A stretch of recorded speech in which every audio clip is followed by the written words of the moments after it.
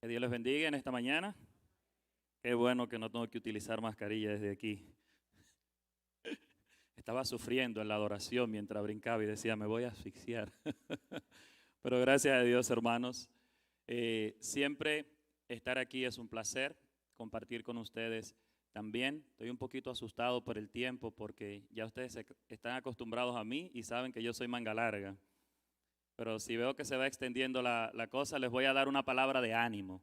Voy a hablar de comida y todo el mundo se va a poner feliz, ¿verdad? Si yo menciono pizza o arroz con habichuela o picapollo y ya, de esa manera me perdonan y me pasan el error de pasarme del tiempo. Pero prometo respetarlo. Como les dije, siempre agradecido de estar aquí. Hay muchos hermanos de esta congregación que conozco, ya sea por el trabajo misionero, algunas familias como el caso de Denis, que me conocen prácticamente de toda la vida. Amín. Por aquí estaba Ezequiel, pues ahora en misiones con Valerie y el equipo de misiones de la iglesia, Gladys, que fue mi maestra, sus pastores, que fueron mi maestro, Abelito, tenemos muchos años mirándonos, ¿verdad? Y su esposa también. Entonces, de alguna forma, con mucha gente aquí, pues tenemos una relación de años y hemos estado en diferentes actividades. Y bueno, entonces yo creo que por esa razón yo no debería estar tan nervioso, ¿verdad? Entonces no le veo la cara, pero ríase para que mis nervios se vayan y que yo pueda empezar a predicar.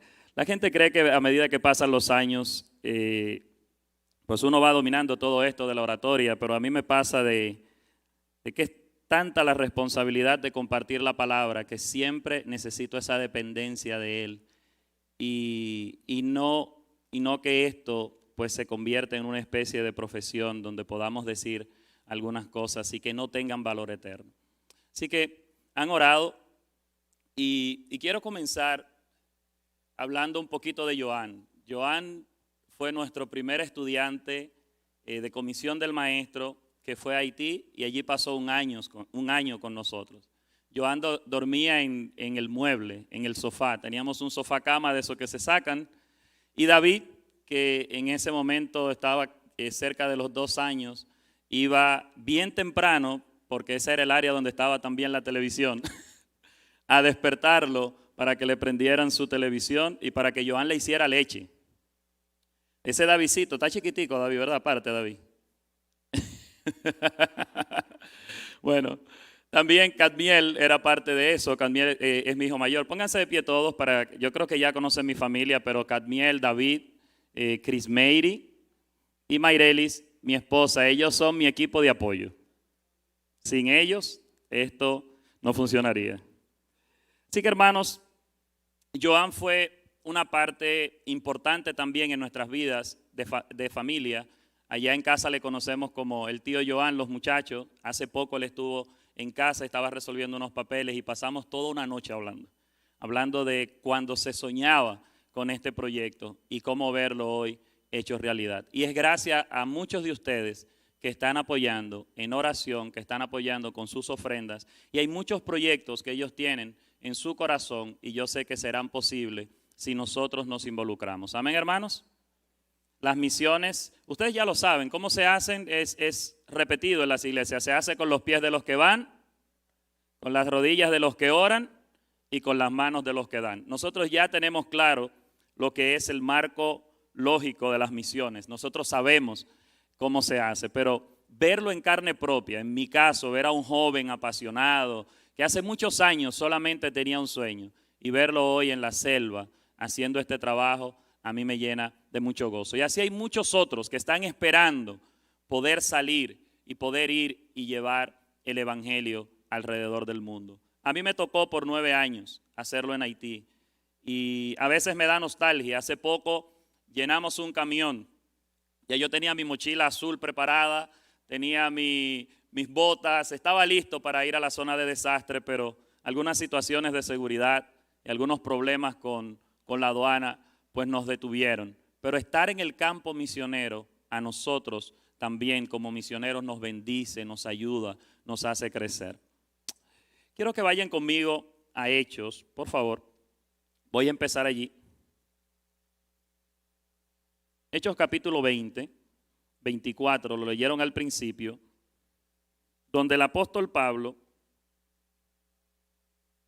al enfrentar una crisis, al enfrentar un momento difícil,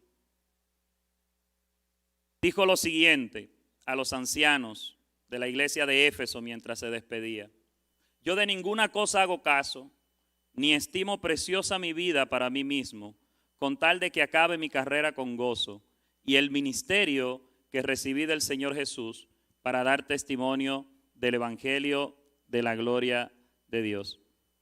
Quiero leerlo en la versión Nueva Traducción Viviente, que me gusta la claridad que trae. Dice: pero mi vida no vale nada para mí a menos que la use para terminar la tarea que me asignó el Señor Jesús, la tarea de contarles a otros la buena noticia acerca de la maravillosa gracia de Dios.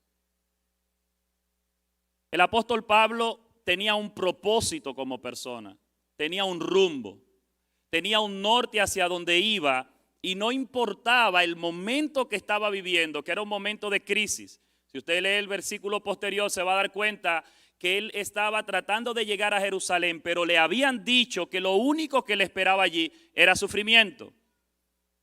Mucha gente no le gustan las misiones porque las misiones se trata de dejar, de cortar, como pasó en el caso de Abraham: deja tu tierra y de tu parentela. Y cada vez que viene un misionero y cuenta un testimonio, de alguna manera uno se pregunta: bueno, todo lo que tengo que dejar, todos los planes que tengo que deponer, que tengo que dejar atrás. Pareciera que las misiones son una especie de ruptura en nuestra vida, o que las misiones nos van a sacar de todo el propósito, los planes que tenemos. Sin embargo, aunque el Señor llama a personas a lugares específicos, de alguna manera cada creyente tiene el llamado a ser un misionero en el lugar donde está, no importando las circunstancias. El campo misionero no es el que hace al misionero. El misionero lo hace el llamado de Dios sobre su vida, de primeramente ser un creyente comprometido, una creyente comprometida, y de esa manera, donde quiera que el Señor le lleve, va a hacer lo mismo. Un misionero en la calle Duarte con París, un misionero en la selva, como es el caso de Joan, un misionero como nosotros cuando estábamos en Haití, estamos haciendo lo mismo, hablando de la gracia del Señor. Pero las crisis de alguna forma sacan lo mejor y lo peor de nosotros. Estamos pasando ya casi, ¿verdad? Nos dijeron que después de la vacuna iba a ser un poquito diferente, pero yo como que veo que todo va igual. Pero estamos pasando una crisis del coronavirus que puso de rodillas al mundo entero.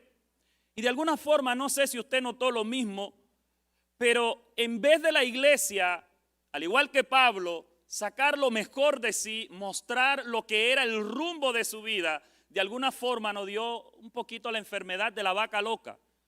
Nos pusimos como la iglesia loca, se cambió la manera de hablar. Había gente haciendo un té de un moño, de un pelo que se encontraba en la Biblia. Había gente que decía, poniendo fechas: mañana se va a acabar el mundo. Y ya se cambió todo, y todo lo que se hablaba era microchip, nuevo orden mundial, y de alguna forma los que estamos cerca de la gente nos dábamos cuenta que la gente estaba ansiosa y desesperada, pero era gente que había estado en la iglesia toda su vida.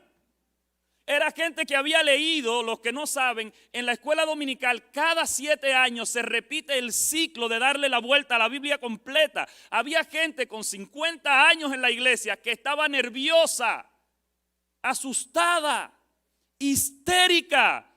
Y yo decía, pero Jesús le dijo a sus discípulos: cuando yo venga, en Mateo capítulo 19, cuando yo ponga en orden todas las cosas. Él le hablaba de la esperanza que ellos iban a tener de la vida eterna. Y eso era un gozo para los discípulos. Para los discípulos de la iglesia de América, que nos hemos acostumbrado a una iglesia más relax, más suave, ¿verdad? La crisis, en vez de sacar, y en algunos pasó, pero en su mayoría estoy hablando, hermano, no quiero que se ofenda si usted no lo hizo, lo que sacó fue histeria, ansiedad y miedo.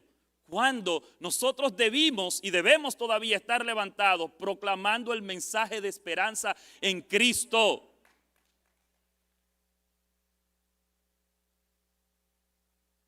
Decirle a la gente que hay esperanza en Cristo, haya o no haya coronavirus.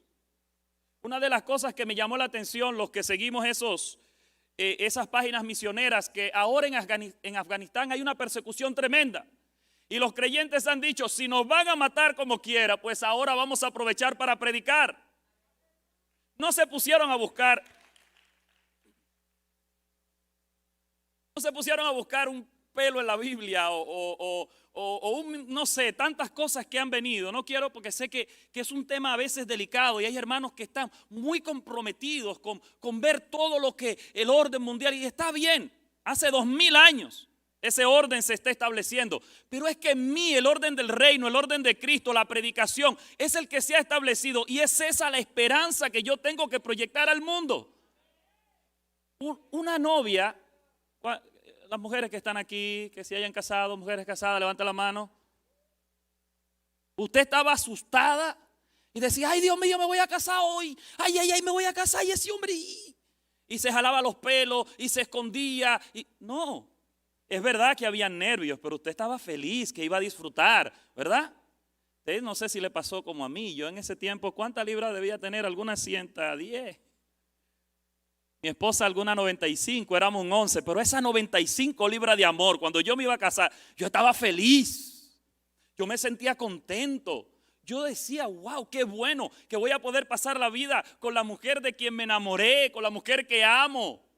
La iglesia, como una novia, al parecer le tiene miedo a que Cristo venga.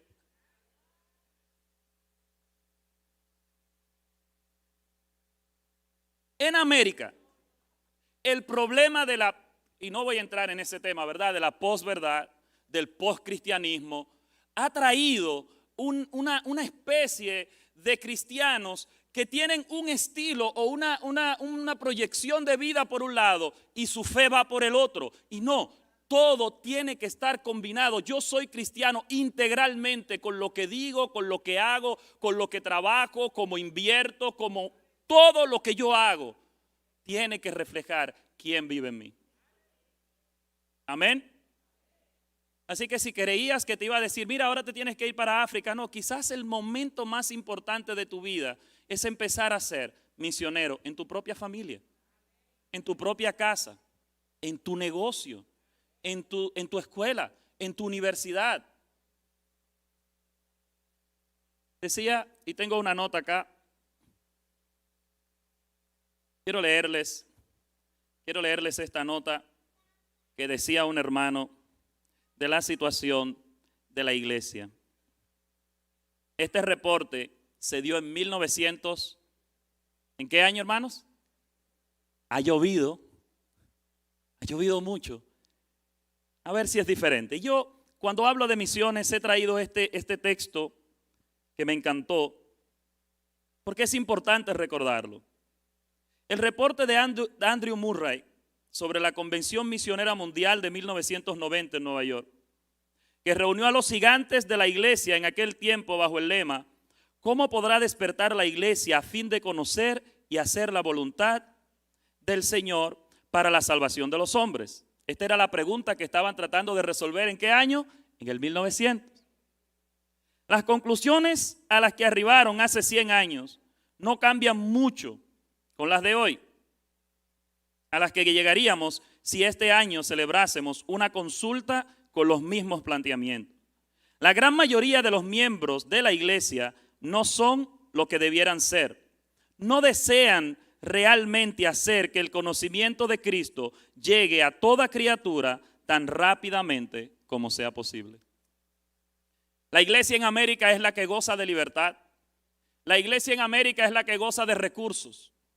Los que conocen otras partes del mundo y están ligados a la vida misionera, o si usted quiere puede entrar a cualquiera de las páginas, se va a dar cuenta que en algunos lugares, en el mundo árabe y parte de Asia, es muy difícil tener un servicio como este, imposible.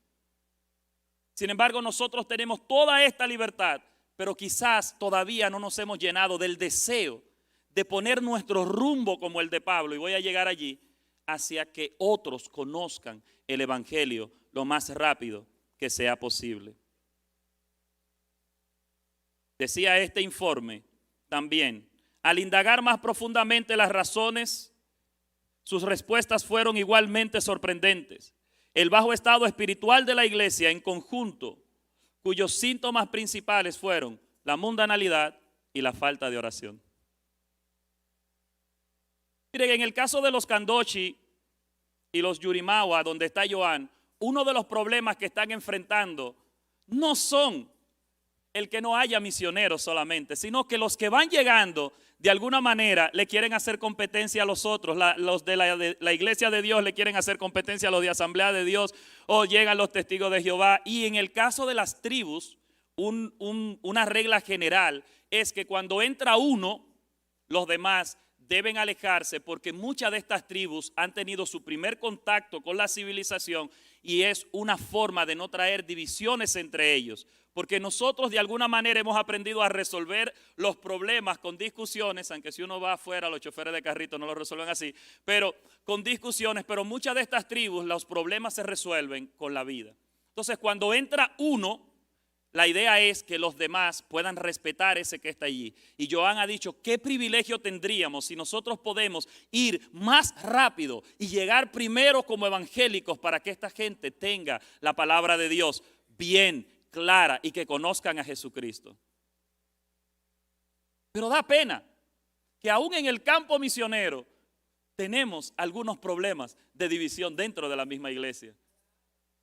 La manera más fácil de nosotros ser creyentes fieles al Señor y de ver un crecimiento en la iglesia son dos cosas: la oración y la unidad. La iglesia primitiva tenía esto bastante claro, no se jugaba con la unidad de la iglesia por nada y era una iglesia activa, viva y que enviaba misioneros a todos lados. Bendito sea el nombre del Señor. Entonces yo quiero estoy introduciendo solamente, hermanos, espero no cansarles. Yo voy a entrar al cuerpo del mensaje pronto y les voy a dar palabras de ánimo, ¿verdad?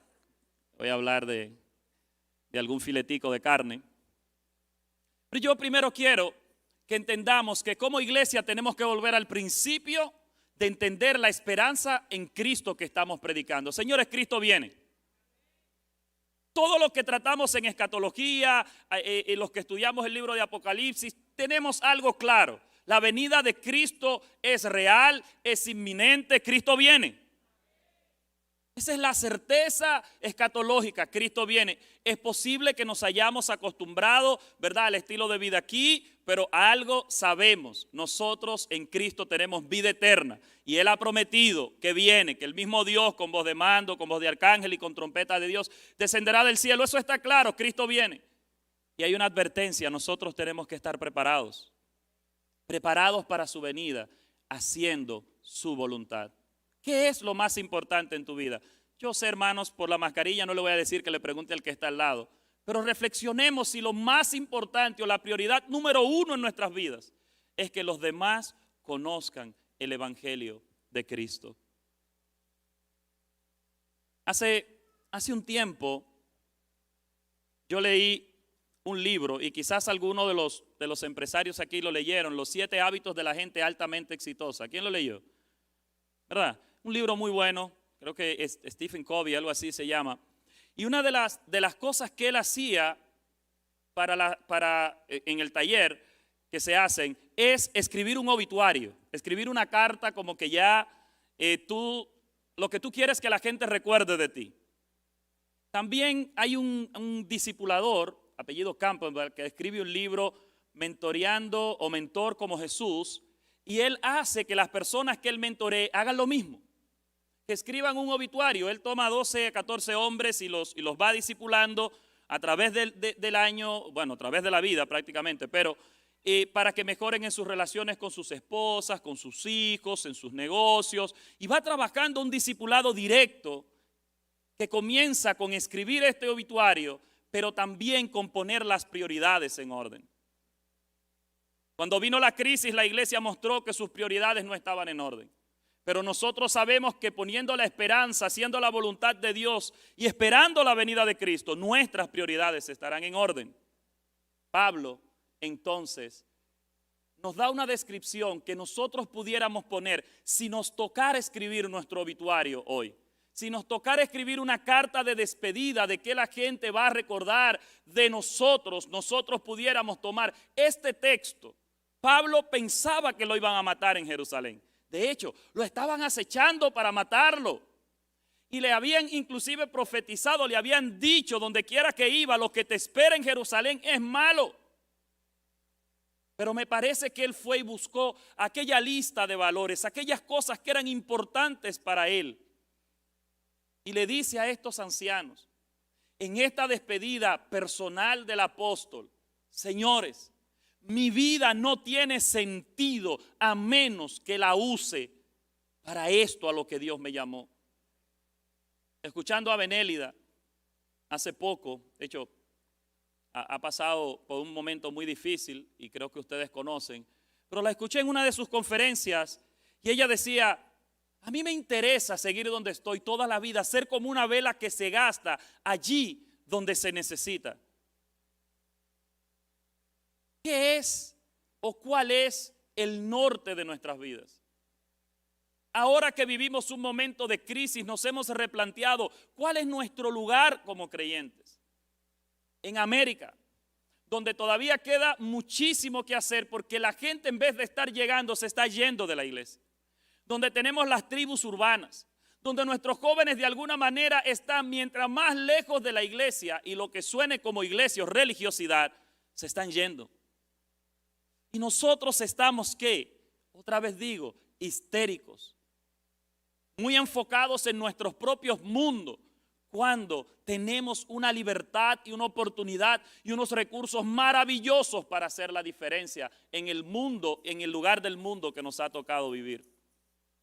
Inclusive en estos lugares animistas, en estas etnias que están por comenzar, ¿cuánto nosotros podemos hacer en el área del desarrollo, en el área de la ayuda, en el área de la educación? A veces ni siquiera tenemos que entrar como misioneros. Puede levantarse alguien de esta iglesia o de alguna iglesia y decir: yo quiero ir a enseñar español a los candochi, o yo quiero ir a hacer un proyecto de agua, yo quiero ir a hacer algo de ingeniería, no sé. Pero Pablo, al momento de confrontarse a la crisis, yo creo que ya él lo tenía escrito por ahí: este es mi rumbo, este es mi obituario, esto es lo que yo quiero que recuerden, esto fue lo que Dios me llamó. Recuérdense que Pablo tuvo un encuentro con el Señor, yo diría un encontronazo, porque él iba como en vía contraria y le dieron duro.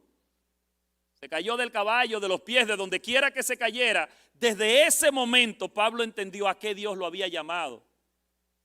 Yo te pido, hermano, de alguna forma, yo sé que este mensaje no luce como el mensaje típico de misiones. De hecho, yo tenía unas estadísticas y algunas cosas, pero yo quiero ir al principio.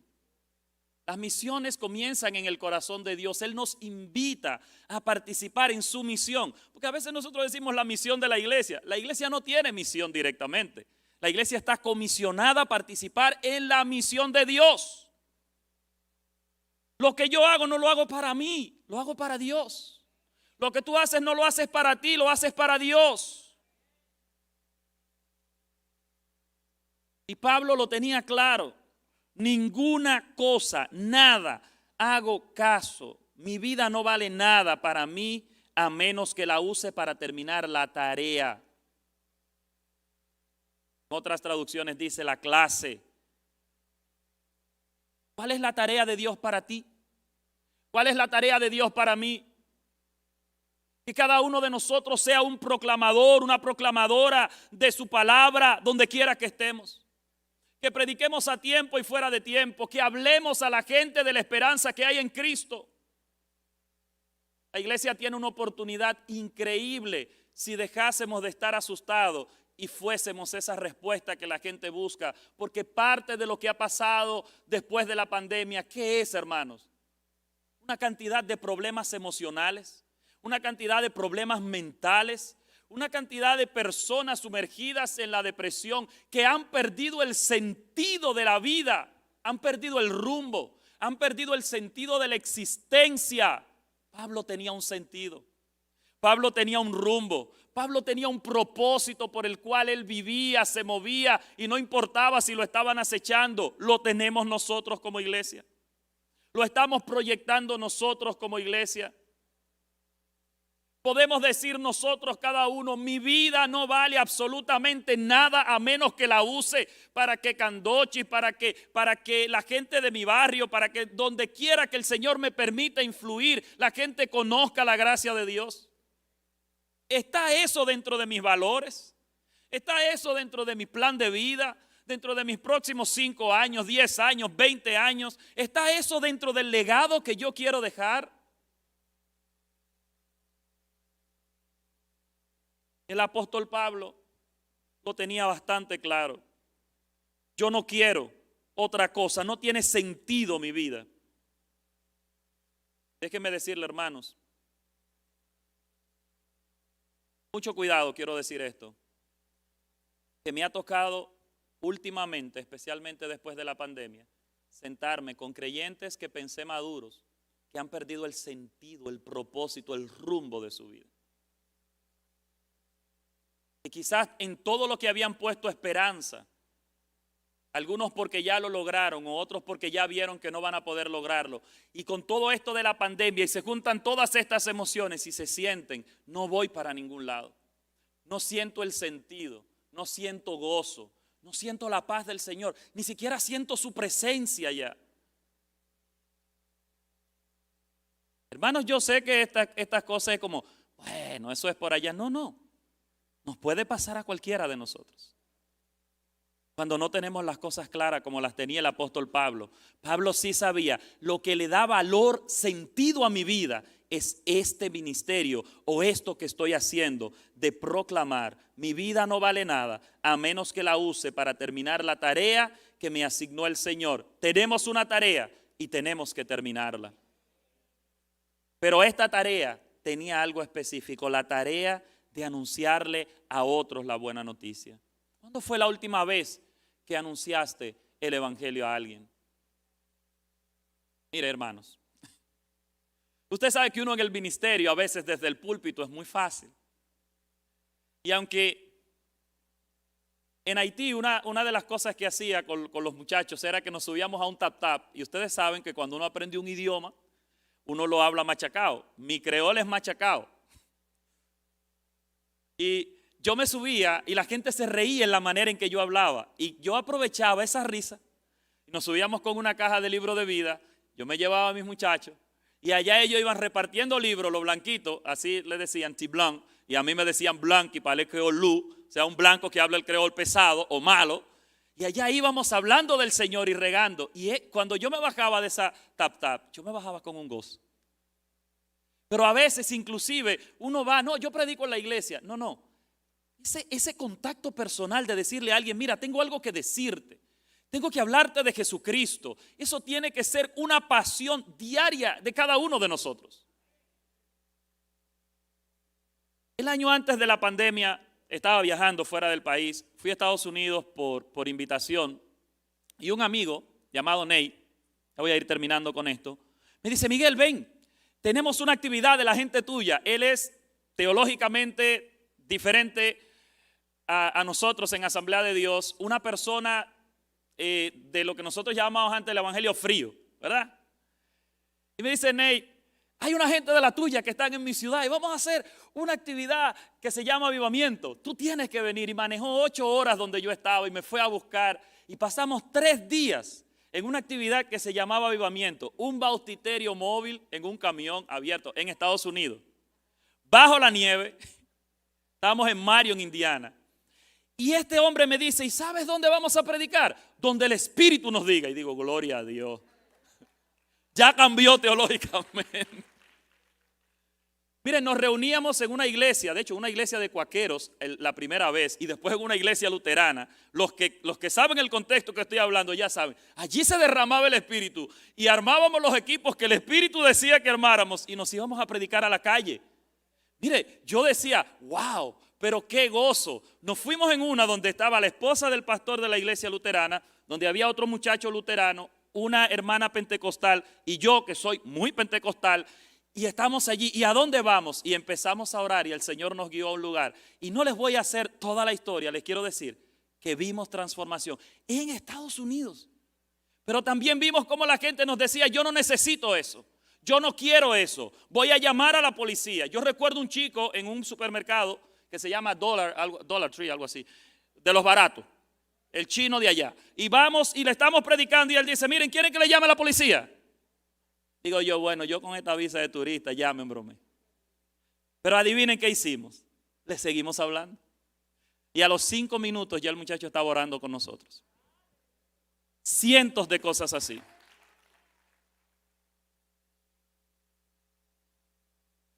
Porque nuestra vida no vale nada si no es para anunciar ese mensaje. Y yo quiero terminar con un versículo bíblico en Colosenses.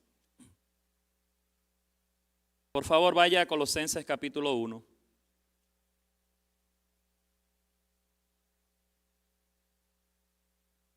Conmigo. Quiero terminar con el mismo apóstol Pablo, dando un consejo, hablando a la iglesia de Colosas. Pablo sabía cuál era su propósito, su rumbo en la vida. Pablo sabía que Dios le había llamado, pero también sabía cuál era su lucha. Decía, ahora me gozo en lo que padezco por ustedes y cumplo en mi carne lo que falta de las aflicciones de Cristo por su cuerpo, que es la iglesia, de la cual fui hecho ministro según la administración de Dios, que me fue dada para con ustedes, para que anuncie cumplidamente la palabra de Dios, el misterio que había estado oculto desde los siglos y edades, pero que ahora ha sido manifestado a sus santos, a quienes Dios quiso dar a conocer las riquezas de la gloria de este misterio entre los gentiles, que es Cristo en ustedes, la esperanza de gloria. Paso al 29, decía Pablo, para lo cual también trabajo, luchando según la potencia de Él, la cual actúa poderosamente en mí. Tenía un propósito y Pablo tenía una lucha y era predicar este santo evangelio. La iglesia americana lo puede hacer. Que Dios les bendiga.